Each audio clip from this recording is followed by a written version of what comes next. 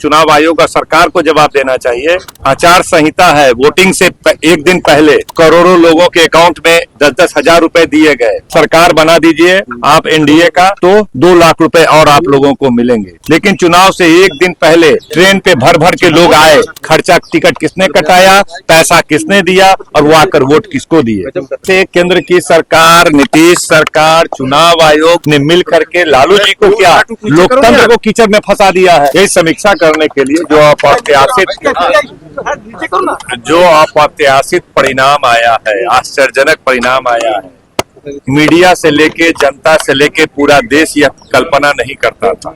बहुमत किसी का भी आता, मुकाबला अच्छा दिख रहा था, लेकिन जो परिणाम आया है वो आश्चर्यजनक है। तो हम लोग बैठेंगे, तब समीक्षा होगी, क्या कारण है, नहीं कारण है, इसी की समीक्षा करने के लिए। जिस तरीके से रोहिणी आचार्य कह रही है कि जिम्मेदारी नहीं लेना चाह रहे हैं कोई भी आरजेडी में से, खासकर उनको मारा जा रहा है, बहुत तरह की बात। जिम्मेदारी लेने की बात पूरा देश देख रहा है और आप लोग मीडिया वाले हैं।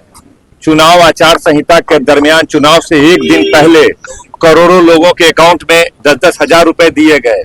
ये विषय है चर्चा करने का, ना कि वो विषय है चर्चा करने का जिम्मेदारी तो चुनाव आयोग और सरकार को जवाब देना चाहिए कि आचार संहिता है, वोटिंग से एक दिन पहले सारे के अकाउंट में 10-10 हजार रुपए 1 करोड़ से ज्यादा महिलाओं के अकाउंट में दिए जा रहे हैं और यह कहा जा रहा है कि सरकार बना दीजिए आप एनडीए का तो 2 लाख रुपए और आप लोगों को मिलेंगे। किस तरह चुनाव में चोरी की गई, धांधली किया गया, किस तरह पैसा दे करके वोट लिया गया, या लोकतंत्र का गला घोटा गया, या लोकतंत्र के चौथे स्तंभ मीडिया है। चर्चा आप लोगों को इस विषय पर करनी चाहिए कि इस तरह बिहार में लोकतंत्र का गला घोटा गया है और चुनाव से एक दिन पहले पूरे देश से ट्रेन पे भर भर के लोग आए।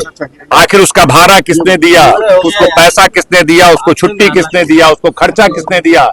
और लोग चुनाव से एक दिन, छठ में जो आए वो अलग आए, छठ में जो आए वो पर्व करने आए, लेकिन चुनाव से एक दिन पहले आप सारे स्टेशनों का फुटेज निकालिए, 20-20 हजार लोग स्टेशन पर नजर आए।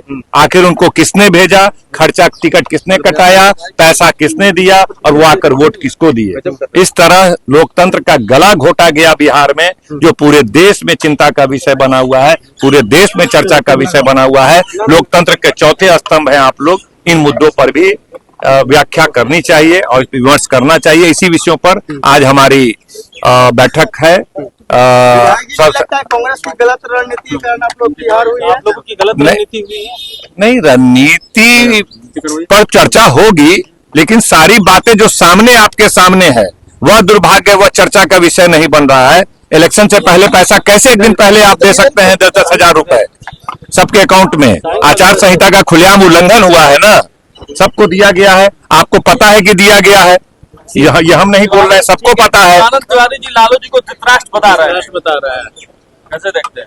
अरे भैया, अब रिटायर कर गए हैं, अब उनके मुंह में जो आए बोले।